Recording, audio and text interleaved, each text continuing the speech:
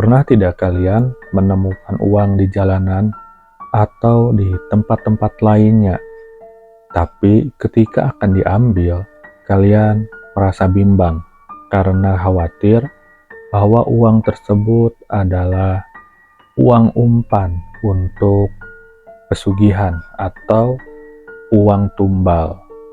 Pernahkah kalian menemukan hal tersebut?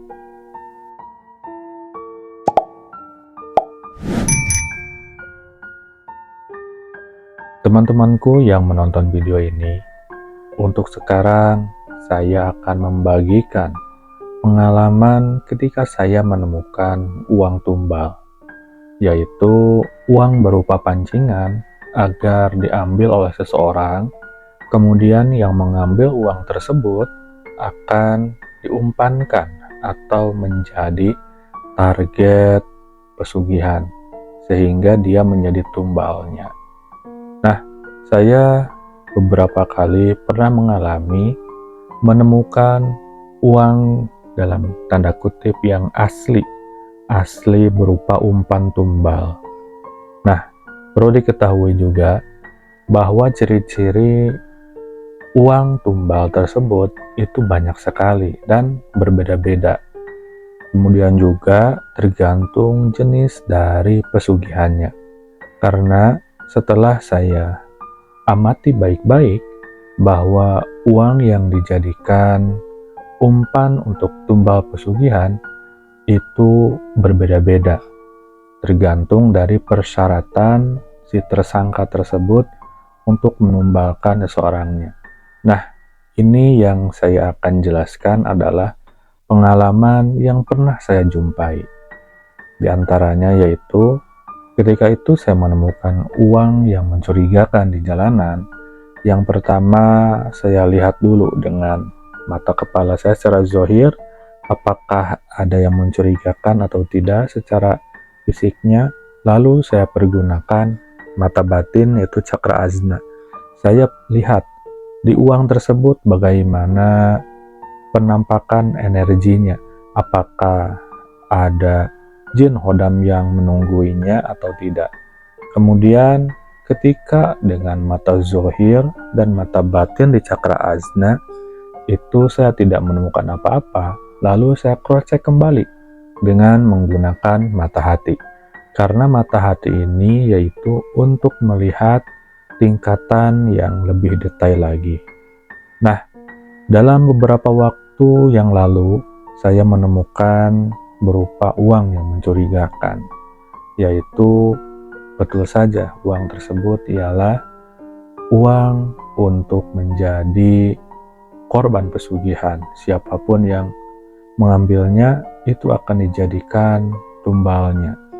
Nah, ketika saya amati secara fisiknya itu tidak ada yang mencurigakan, lalu saya ambil uang tersebut.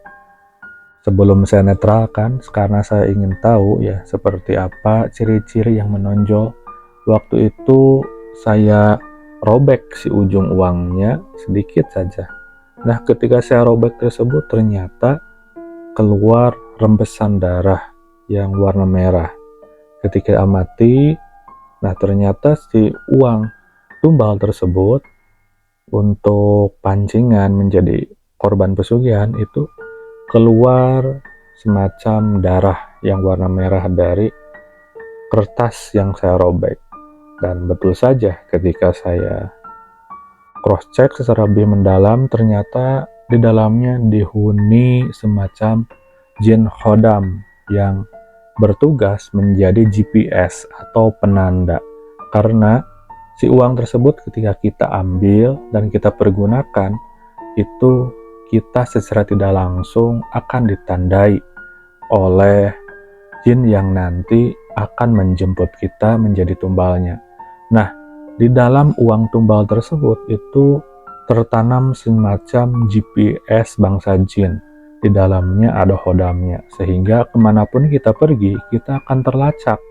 Sehingga pada waktunya kita akan dijemput, dia tinggal mengikuti saja tanda pelacak berupa hodam jin di dalam uang tersebut.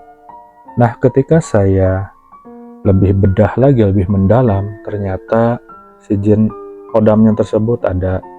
Dan memang ada caranya untuk menghilangkan jin hodam di dalam uang tumbal pesugihan tersebut, yaitu dengan cara kita netralkan dan kita hilangkan. Nah, jika kita berhasil menetralkan penanda atau GPS jin hodamnya tersebut, itu kita nanti akan aman untuk mempergunakan uang tersebut, sehingga uangnya akan normal kembali, akan netral kembali.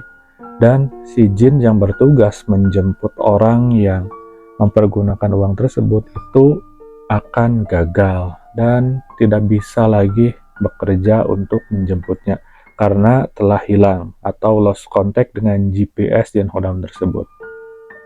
Nah, kemudian ketika saya menemukan jenis lain dari uang yang dijadikan tumbal, yaitu tadi yang pertama ketika disobek itu keluar darah sedikit. Nah, yang selanjutnya yaitu ketika kita membaca basmalah ketika akan mengambilnya, Bismillahirrahmanirrahim, tiba-tiba uangnya itu menjadi bau gosong dan ada juga yang terbakar. Nah, itu berarti si hodam di dalam uang tersebut itu tidak bisa bertahan dengan energi yang lebih besar, yaitu dari bacaan basmalah tadi yang kita ucapkan.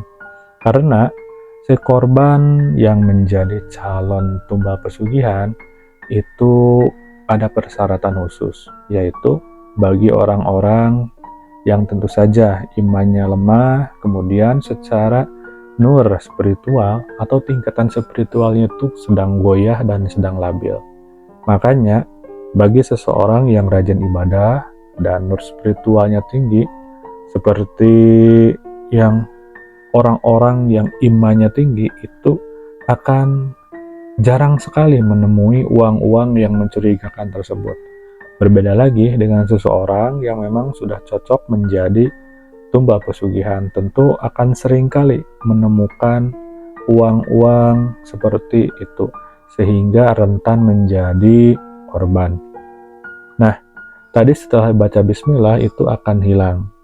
Begitupun jika seorang yang tingkatan spiritual tinggi, contohnya seperti ulama, ketika menemukan uang tersebut, sebelum dia mengambil uangnya, si uangnya sudah hilang duluan alias kabur karena tidak kuat. Nah, kembali lagi dari pengalaman saya menemukan uang-uang yang mencurigakan sebagai uang tumbal, itu alhamdulillah karena saya bisa menganalisisnya, bisa melihat langsung dan bisa menetralkannya, saya bisa mempergunakannya dengan selamat. Dan selain uang juga ternyata ada berupa barang, makanan, minuman yang dijadikan umpan untuk tumbal pesugihan. Nah, di video yang lain nanti akan saya buatkan tentang umpan tumbal pesugihan atau uang yang dijadikan persyaratan untuk mengambil korban pesugihan. Ternyata ada juga dengan barang lainnya. Tadi sedikit dari saya tentang ciri-cirinya, dan nanti di video selanjutnya akan saya buatkan lagi tentang ciri-ciri uang yang dijadikan uang tumbal pesugihan. Dan juga nanti akan saya jelaskan juga selain uang ada barang lainnya berupa makanan, minuman. Karena yang berupa makanan minuman saya pernah menemukan juga targetnya, yaitu dari keluarga saya sendiri, dan alhamdulillah berhasil saya netralkan makanan dan minuman tersebut. Nah, itu saja dahulu untuk video kali ini sebagai awalan dan informasi edukasi untuk kalian semuanya yang menonton video ini, bahwa kalian tidak perlu takut dengan mereka.